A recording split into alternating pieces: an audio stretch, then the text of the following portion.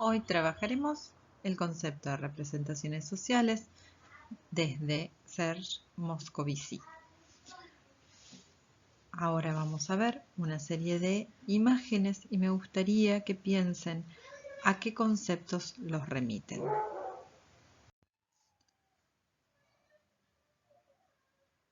Paz, psicología, medicina,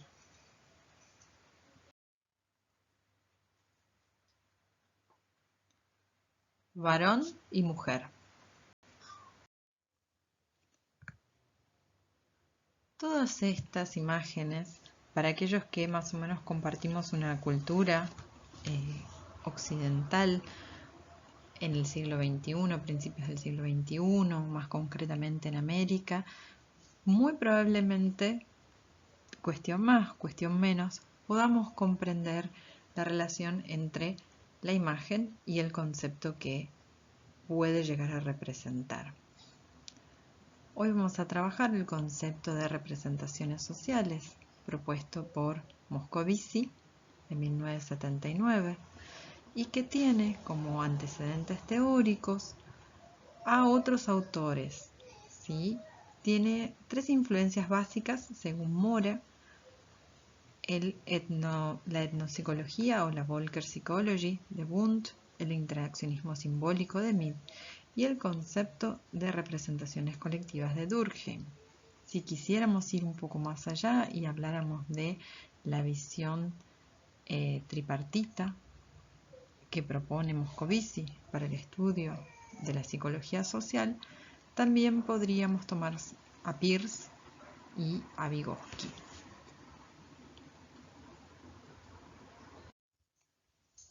¿Qué son las representaciones sociales? Sus condiciones de emergencia y las dimensiones es lo que vamos a trabajar la clase de hoy. La primera vez que Moscovici define el concepto de representación social es en su libro El psicoanálisis, su imagen y su público, en 1979. Este trabajo se inicia a partir de la observación del autor de cómo la población francesa utilizaba conceptos del psicoanálisis de manera frecuente y coloquial, teniendo ciertas nociones del significado, pero desnaturalizando su sentido científico original, ¿sí? Se refiere a cómo las personas usaban el concepto de complejo de Edipo, represión o fallidos en cualquier charla de la vida cotidiana, como si supieran de psicoanálisis, desconociendo totalmente y utilizando de manera errónea estos conceptos. En este libro, él define la representación social como una modalidad particular del conocimiento, cuya función es la elaboración de los comportamientos y la comunicación entre individuos. La representación es un corpus organizado de conocimientos y una de las actividades psíquicas gracias a las cuales los hombres hacen inteligible la realidad física y social, se integran en un grupo o en una relación cotidiana de intercambios, liberan los poderes de su imaginación. Pero entonces, ¿qué son las representaciones sociales? Vamos a ver algunos acercamientos. Creo que una de las definiciones más acabadas de la representación social es la que describe su doble función, que es hacer que lo extraño resulte familiar y lo invisible resulte perceptible. Esto es, las representaciones sociales es un corpus de ideas, un conjunto de ideas que ayudan a las personas a interpretar la realidad que están viviendo. Este corpus es una construcción social medianamente aceptada por todas las personas que comparten esa realidad social. No necesariamente tienen que estar de acuerdo, pero sí comprenden de qué se trata, y al comprenderlo, otra de las funciones de la representación social es habilitar la comunicación entre los miembros de la cultura. Pero ¿cómo surge una representación social? se tienen que dar determinadas condiciones para que pueda emerger una nueva representación social dentro de un grupo, dentro de un colectivo.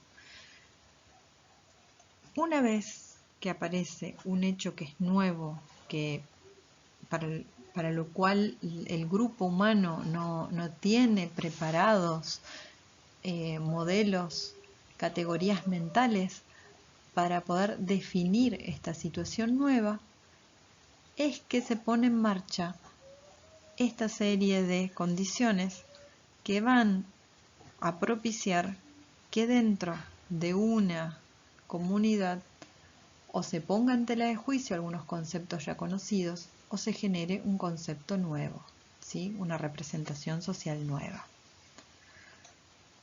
Estas condiciones son la dispersión de información. Hay información que se tiene y que no es suficiente y por lo regular está desorganizada, ¿sí? Tomemos un ejemplo. Cuando en su momento ocurrió la concreción de la figura legal del femicidio. En un primer momento había información acerca de asesinatos relacionados con mujeres, que tenían que ver con su condición de ser mujer, pero todo esto estaba desorganizado y disperso. La focalización tiene que ver con una persona o una colectividad, ¿sí? Generalmente es un grupo que está interesado en esto, empiezan a señalar esta problemática como una problemática de interés y que debería interesar a los demás y que debería promover juicios y opiniones acerca de este tema.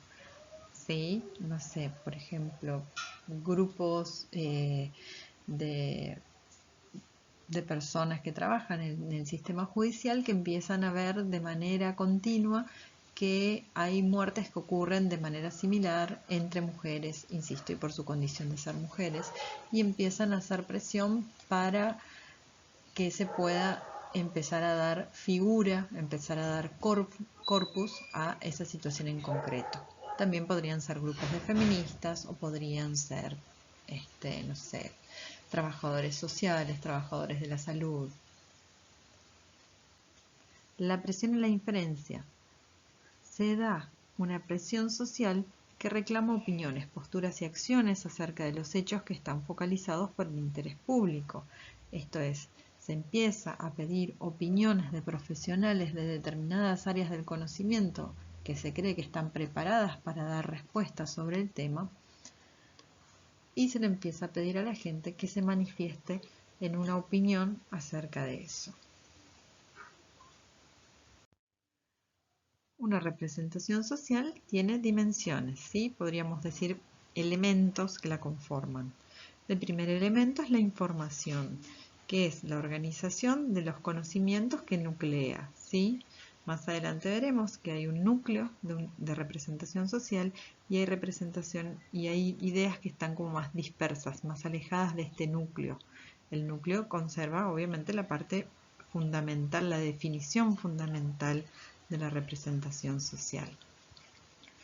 El campo de representación, que es la organización del contenido de la representación de forma jerarquizada, es decir, que hay una estructura específica de conocimientos más y menos importantes dentro de esa información, aquellas que la describen mejor y aquellas que están relacionadas.